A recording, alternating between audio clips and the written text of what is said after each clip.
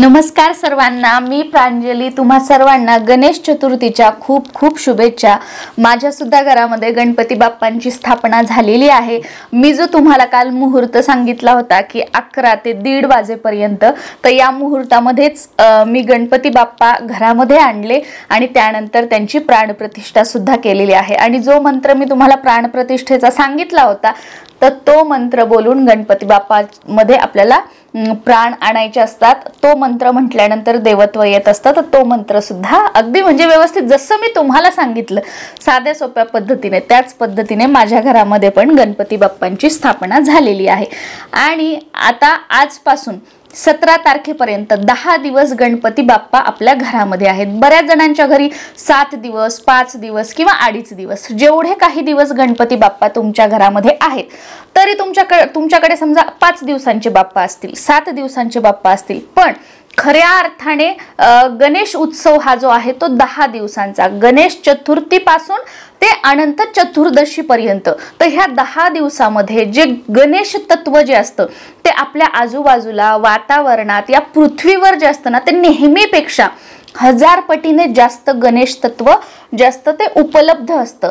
त्यामुळे या 10 दिवसांमध्ये आपल्याला काही गोष्टींचं पालन करायचं आहे। आपल्या घरामध्ये सुख शांती राहावी, पैशाची भरभराट व्हावी, घरामध्ये एकोपा, एकमेकांमध्ये प्रेम नांदावं, सर्वांना उत्तम आरोग्य लाभावं, घरामध्ये प्रसन्न वातावरण राहावं, प्रसन्नता राहावी, आपली वास्तू जी आहे ती नेहमी आनंदी असावी, आपल्या प्रत्येकालाच वाटतं। आणि याच्यासाठीच आपण विविध उपाय असतील, सेवा असतील, जे काही आपण व्रत वैकल्य भक्तिभावाने करत असतो, तर ह्यासाठी तर करत असतो। आपला त्याच्या मागे हाच एक उद्देश असतो की येऊन जाऊन आपण जे काही सगळं करतो ते संसारासाठी करत असतो। मग या 10 दिवसांमध्ये कोणताही म्हणजे तुम्हाला उपाय वगैरे काही नाही, ह्या छोट्या छोट्या गोष्टी, हे 5-7 नियम जर तुम्ही पाळले ना, बघा तुम्हाला तुमच्या आयुष्यामध्ये, तुमच्या घरामध्ये, तुमच्या वास्तूमध्ये सकारात्मकता, प्रसन्नता जाणवू लागेल। आणि हे जर पुढे तुम्ही कंटिन्युटी मध्ये ठेवलं तर 1 वर्षामध्ये तुम्ही बघाल की अगोदर कुठे होतात आणि आता कुठे आहे। आणि माता लक्ष्मीची कृपा होणे म्हणजे फक्त पैसाच नाही, माता लक्ष्मी घरात असणे, माता लक्ष्मीची आपल्यावर कृपा होणे म्हणजे आपल्या घरामध्ये सर्वांचं आरोग्य उत्तम राहणे, सारखं दवाखाना आपल्या घरात कोणालाही न लागणे, माता लक्ष्मीची कृपा, घरामध्ये माता लक्ष्मीचं वास्तव्य म्हणजे घरामध्ये एकोपा राहणे, प्रेम राहणे, घरामध्ये शांतता राहणे, सगळे पाहुणे रावळे आपल्या घरी येत आहेत, आपलं घर गोकुळासारखं आहे, जो काही आपल्या घरामध्ये पैसा येत आहे तो टिकत आहे, त्याच्यामध्ये बरकत होत आहे, जे आपण रोज स्वयंपाक बनवतो ते घरातील सर्वजण त्याला नाव न ठेवता किंवा ताटावरून न उठता एकोपाने प्रेमाने खात आहेत, ही सुद्धा लक्ष्मी कृपा आहे। पण आपल्याला काय, माता लक्ष्मीची कृपा म्हणजे फक्त पैसा नाही, फक्त पैसा म्हणजे नाही, बाकीच्या ज्या सगळ्या जी मनशांती आहे ना ती सुद्धा लक्ष्मी कृपा आहे। कारण तुमचं मन शांत नसेल, तुमचं मन स्थिर नसेल, तुमच्या घरात प्रसन्नता नसेल तर पैसा असून सुद्धा उपयोग नाही। त्याच्यामुळे मन स्थिर, शांत आणि घरात प्रसन्न वातावरण असणं ही सुद्धा लक्ष्मी कृपा आहे। आणि या सगळ्या गोष्टी तुम्हाला अनुभवायला मिळतील जर 10 दिवसामध्ये वातावरण आपण आपल्या घरातील असं ठेवलं आणि त्यानंतरही असंच ठेवण्याचा प्रयत्न केला तर। सगळ्यात पहिली गोष्ट, या 10 दिवसांमध्ये गणपती बाप्पांचं आपल्या घरामध्ये आगमन झालेलं आहे, गणपती बाप्पा आहे, तर सकाळ आणि संध्याकाळ दोन्ही वेळेला गणपती बाप्पांची आरती करायची आहे। पण शेवटी तुमच्या घराण्यातील परंपरेनुसार बऱ्याच जणांकडे एक वेळ आरती करण्याची पद्धत आहे पूर्वीपासून, तर तुम्ही तीच फॉलो करा। आणि तुमच्याकडे 2 वेळा आरती करण्याची पद्धत असेल तर 2 वेळाच आरती करा। म्हणजे आपल्या मूळ घरी ज्या पद्धतीने केलं जातं ना त्या पद्धतीने जगाच्या पाठीवर तुम्ही कुठेही राहत असाल तर तिथे आपल्याला ते करायचं आहे।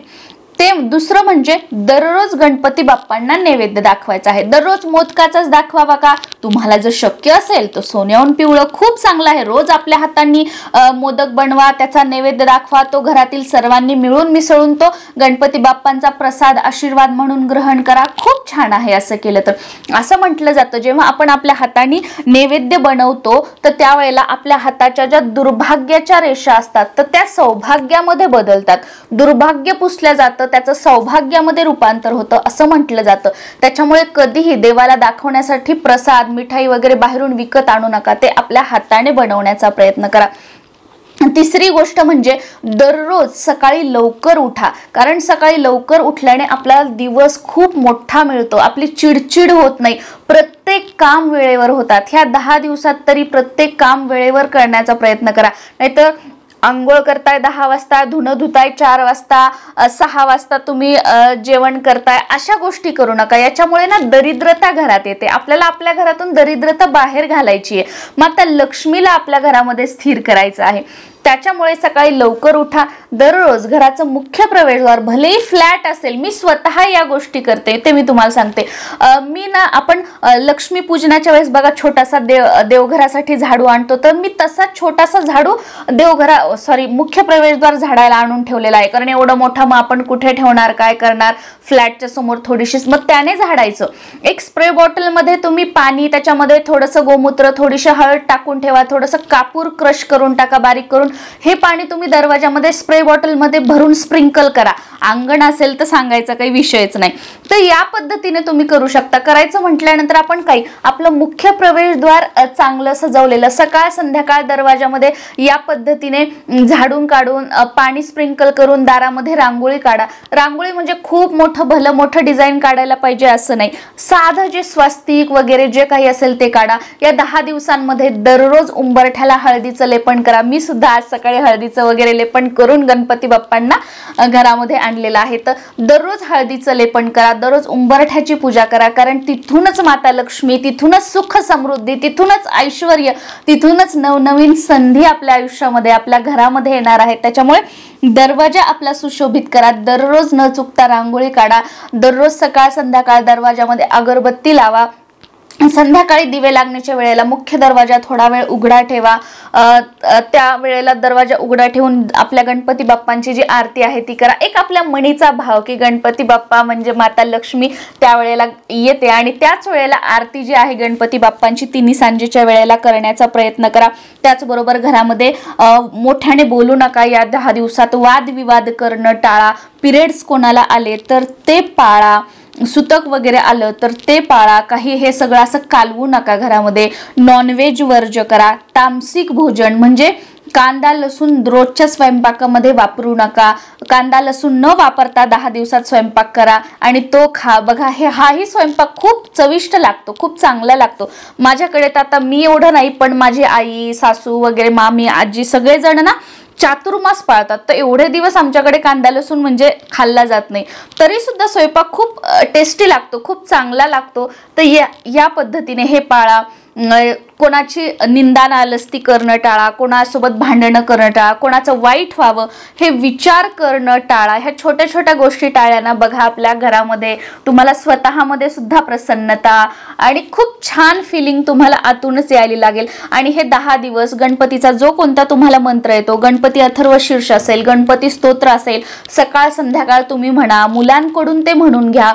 सकाळ संध्याकाळ गणपती स्तोत्र, गणपती अथर्व शीर्ष मोबाईलवर किंवा टीव्हीवर घरामध्ये लावा. त्याचा ध्वनी घरामध्ये पसरू द्या. यामुळे घरातील वातावरण शुद्ध होतं. जी काही नकारात्मकता असते ती दूर होते. आपल्या घरामध्ये वास्तुदेवता राहत असतात. तर हे स्तोत्र मंत्र जेव्हा घरामध्ये पसरतील, एवढं छान आपण भांडण नाही करत, नेहमी चांगलं बोलणं, तर यामुळे वास्तू तथास्ती म्हणेल. आणि या सगळ्या पॉझिटिव्ह गोष्टी जर आपण कायम फॉलो केल्या तर आपल्या आयुष्यामध्ये अशीच कुटुंबामध्ये सुख, शांती, समृद्धी आणि आपला उद्योगधंदा व्यवसाय असेल तो चांगला चालेल. कारण एवढी प्रसन्नता आपल्या घरामध्ये आहे, तर आपल्या मनामध्ये आणि आपण किती प्रसन्न असो आणि सगळं व्यवस्थित असेल तर कामामध्ये नक्कीच आपल्याला यश मिळेल. तर या पद्धतीने हे 10 दिवसामध्ये ह्या गोष्टी पाळण्याचा प्रयत्न करा. नमस्कार.